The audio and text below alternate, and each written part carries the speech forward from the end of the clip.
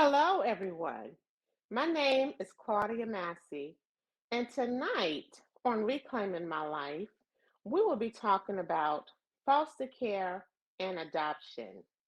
Wow, now let me tell you, this is very near and dear to my heart. Why? Because I actually fostered for a very short time, I must say. Back in 2012, I fostered a young lady with special needs. She was 14 years old, and she was in my home for a year. And she had two biological sisters in a different foster home. And, it came down to that they could not return home due to the abuse that they suffered. So, of course, God kept tugging at my heart. He wouldn't let me sleep at night. And I adopted all three girls. Now, I want to talk about foster care and adoption because sometimes, people may feel, I'll foster a child. And, we want to talk about the pros and the cons because sometimes, we see all of these cute pictures, advertisements, foster a child, foster a child. And, it's some pros to it, it's some cons to it, and some things that you must ask yourself, before fostering. Like go through a checklist. And sometimes we have to ask ourselves, do we have children in the home? How will it affect our children, our biological children, if at all? What is your mental state? Um, are you really capable of taking on the responsibility of another child? Are you already overwhelmed in life?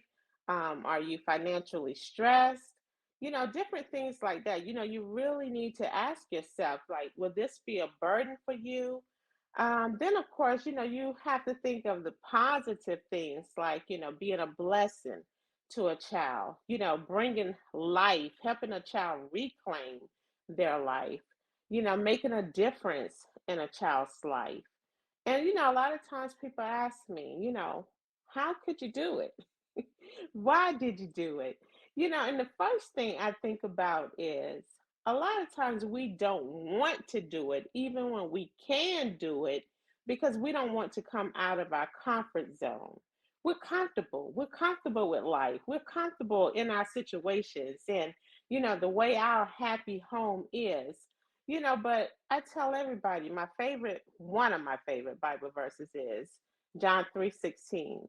For God so loved the world that he gave. He sacrificed.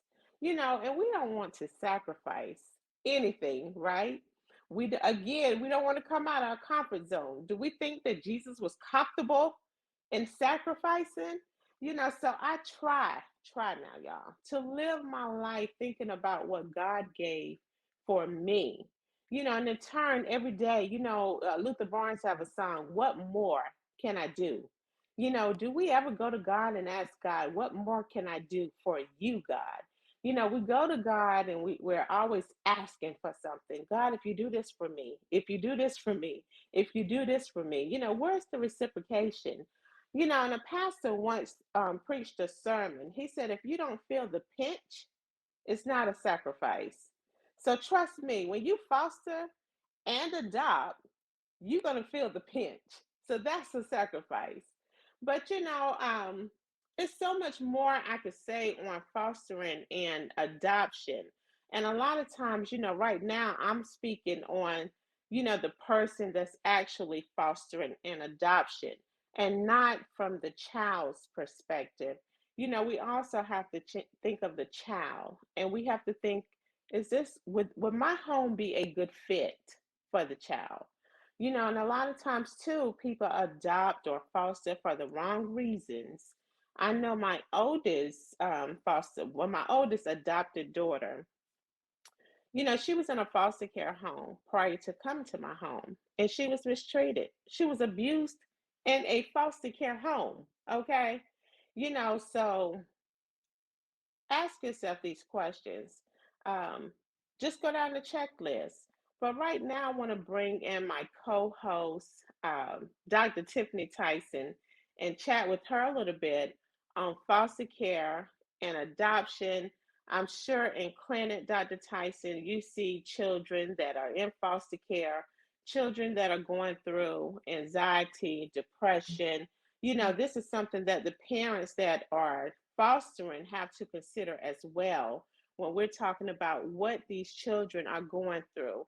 A lot of times, of course, foster care children, they have a lot of behaviors. They're angry at their situations, and the parents, unfortunately, can't take that in consideration. The first thing they want to say is, they're bad. They're Mhm. bad. I can't do Mhm. this. They're bad. And like I always like to say, why? You think Mhm. about if you have suffered the abuse that this child has suffered, going through neglect, sexual abuse, Mhm. witnessing domestic violence, also being a victim of domestic violence.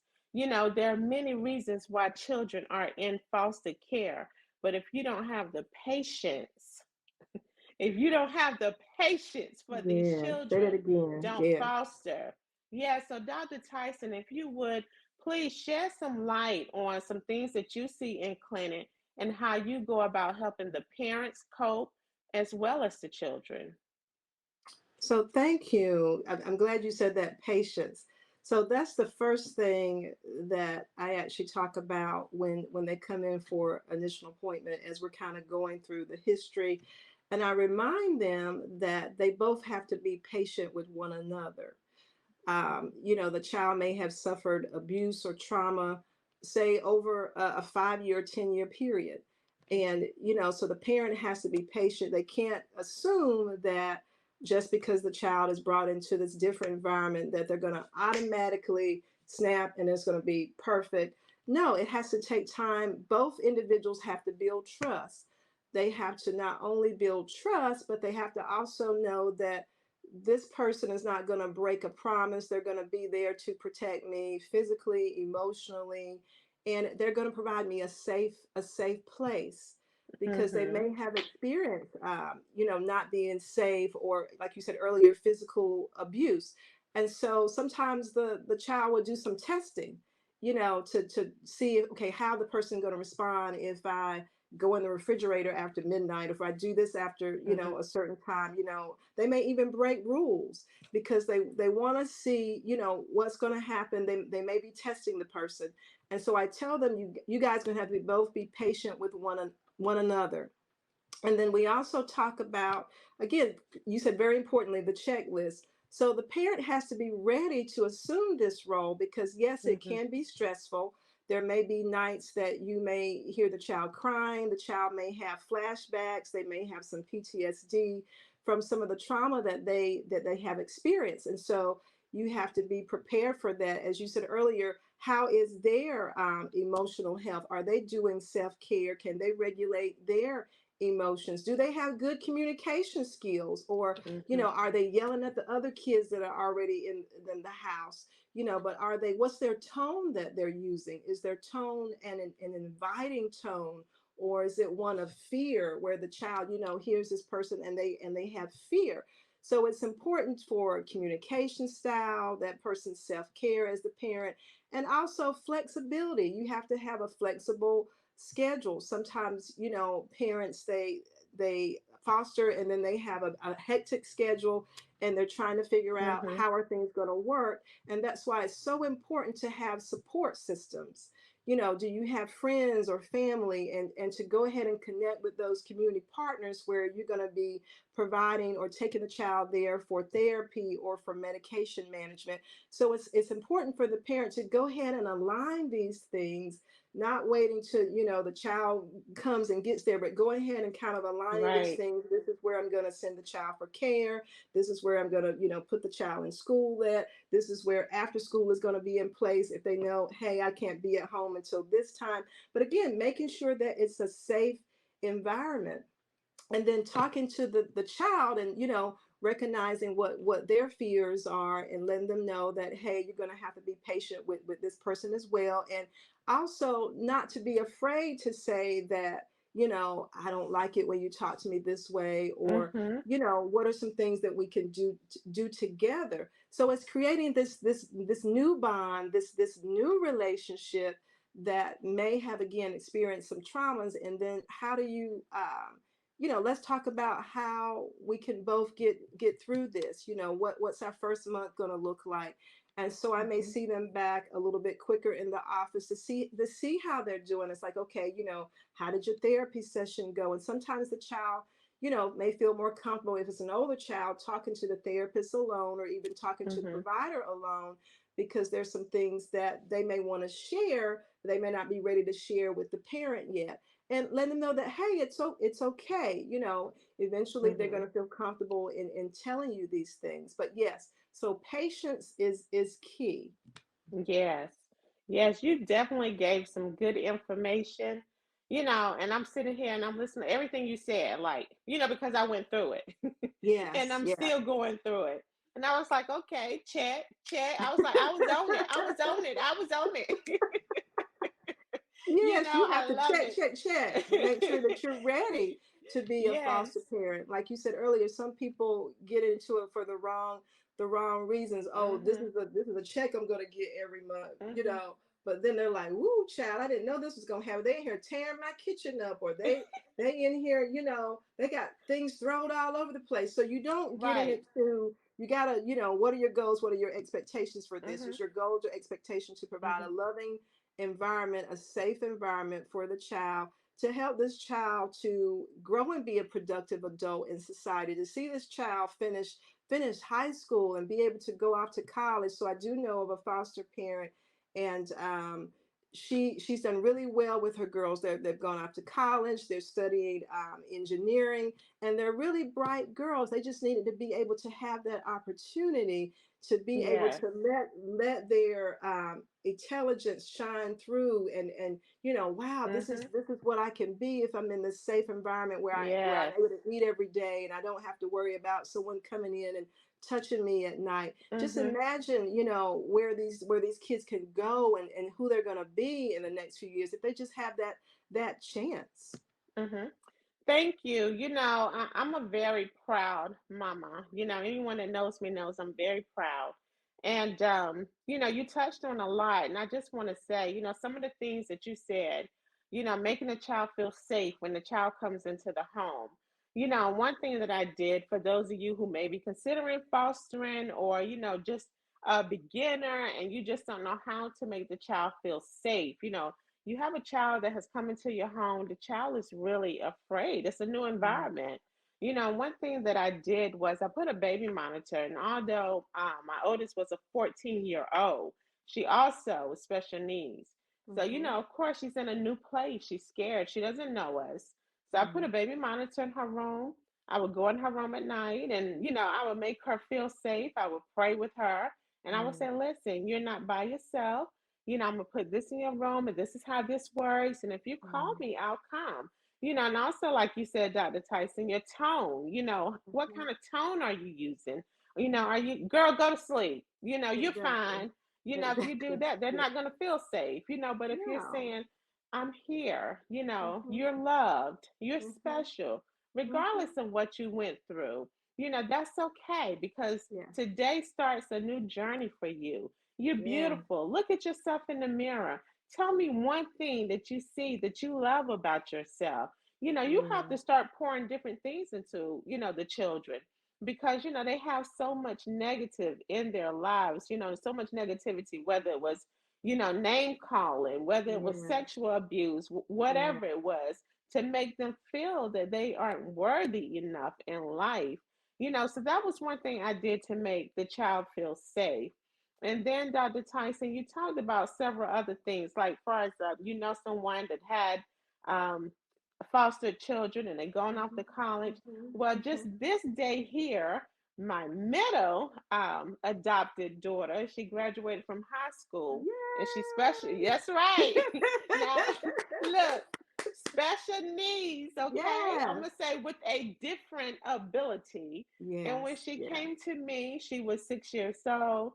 She was afraid to even speak, afraid to Wow. talk. Okay. But we can't get her to close her mouth now.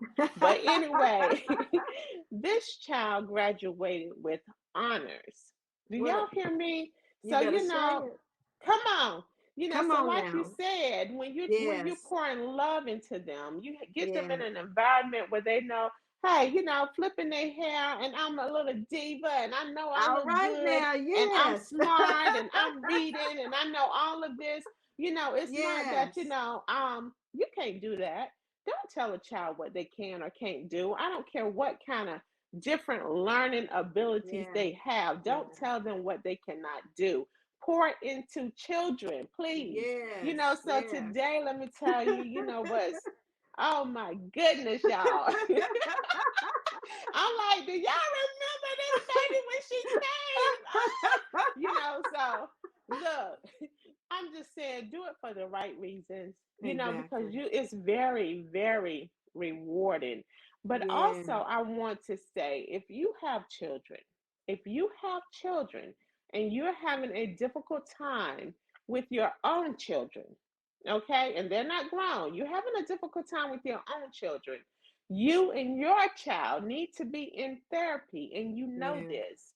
Or if Yes. you have a child with special needs, it may not be a good time for you to foster, Mm. because it takes time. Lord knows it takes time. Do y'all hear me? you It requires a lot of time Yeah. with Yeah. children in general. But again, for me, with special needs children, that's time. Time. Come on, co-host Shamika Cooper.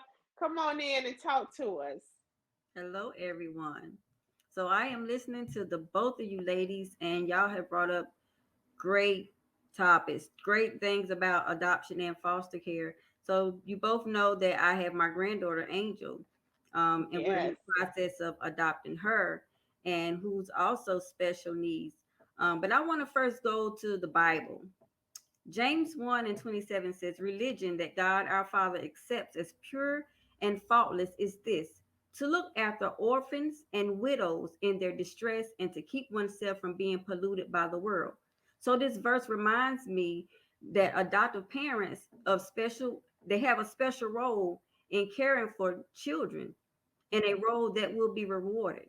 So right now, Claudia, we are just congratulating you on your daughter's, graduation today. That is a reward in itself. Thank you. That is a Yes. reward in itself. Yeah. I mean, look from where she came from to now.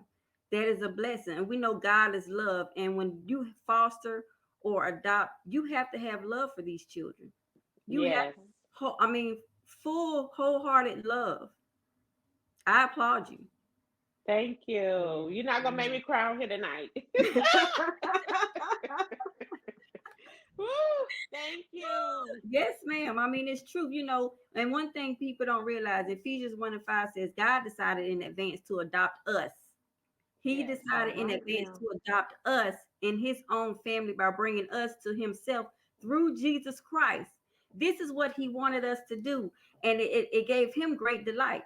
So the story of the Bible is the story of adoption in God's Yeah. spiritual family as a chosen child of God.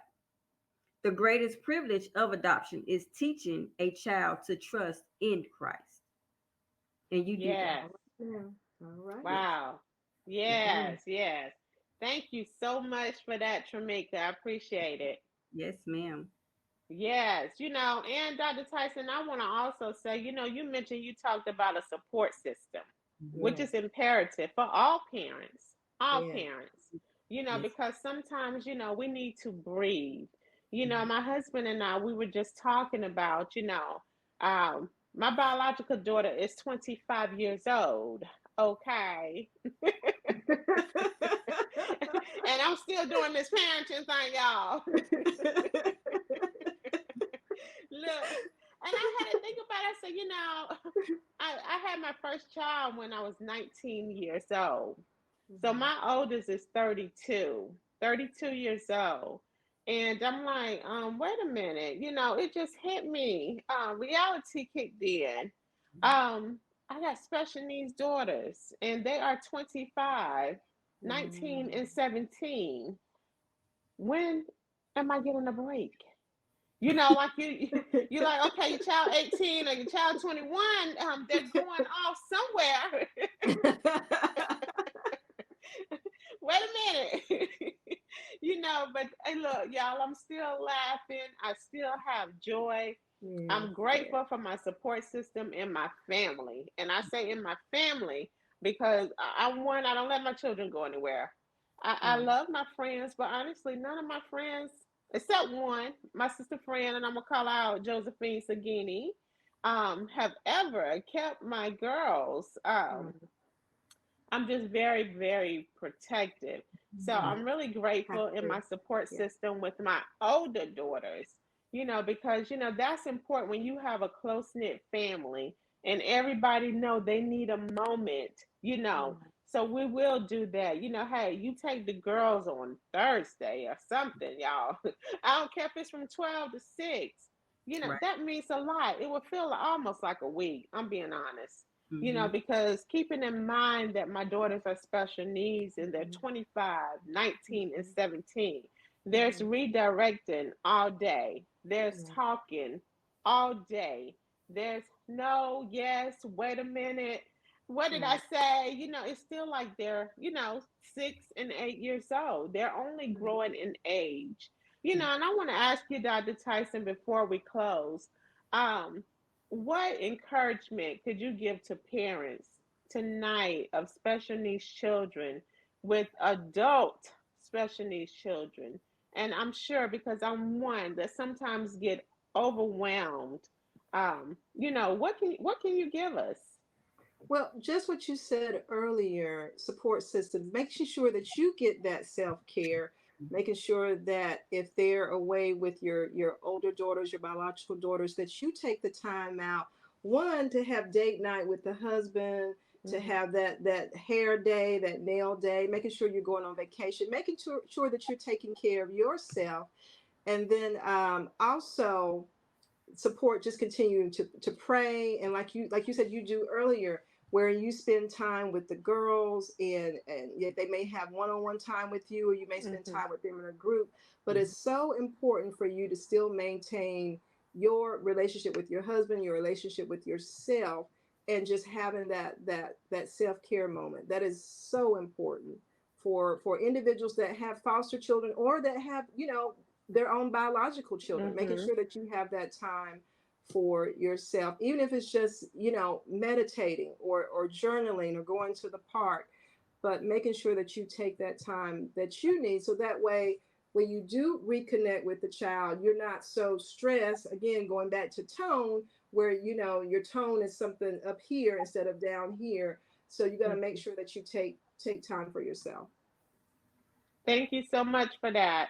And I hope that the information that we've shared on here tonight is helpful to those of you who are fostering, considering adoption, and just want to be a blessing in a child's life to help them Yeah. reclaim their lives. Y'all have a blessed evening.